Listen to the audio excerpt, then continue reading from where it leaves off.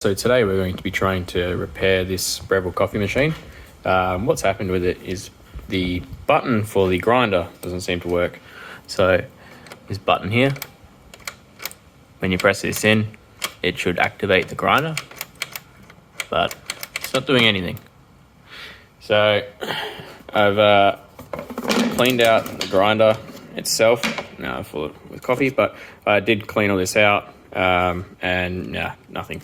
I tried to clean out the switch itself and no dice there. So it'll appear that this switch is faulty. So I'm gonna have to take the machine apart and try to suss it out. So let's get cracking. Okay, so to get this machine apart, there is one screw here, here, here, here, and here.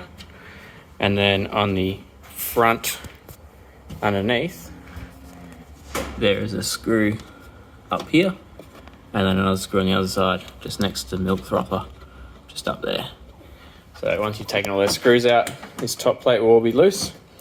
Now, I've got a bit of a problem here that we had a bit of a water leak here at some point, and it's rusted this screw out to the point where the head is all taken off. So I tried to hit it with an impact screwdriver and it wouldn't budge. So unfortunately, we have the trusty Dremel and we're gonna have to cut it off.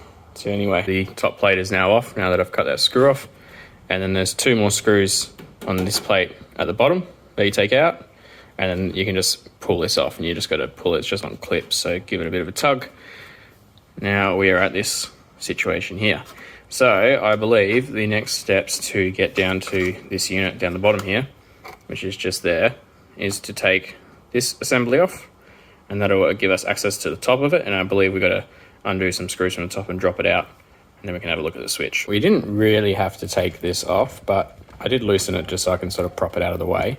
It's just the four screws that hold that on. And then you have to take this little box out, which means you have to move this cable out of the way.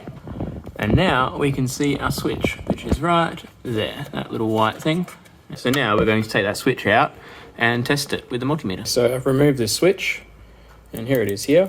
And I've checked it with the multimeter there, and it doesn't have any continuity majority of the switch until the very, very end, about here, which is further than the button allows you to push when it's in the machine. So this switch is no good. So this is the switch part number here. So you can see it's CPU-1113. So if you Google that part number, you can actually buy this switch for about $2 from AliExpress. It's a switch that is used in various different things. So we will order a new switch, change it over, and the $600 coffee machine is working yet again. So I ended up flipping the switch upside down so the wire is facing up, filling it up with WD-40 and just letting it soak, and then just kept doing that while operating the switch. Did that about 3 or 4 times, and I managed to get it have continuity like really nicely with the same resistance the whole way through. So it's nice and clean now. I am still going to order a switch, obviously, because I don't want to, might fail again pretty soon. But for now, at least, it's working. So that's a temporary fix for the least. And yeah, just to show you that it's all operating sweet. Beautiful. Happy days. Thanks for watching.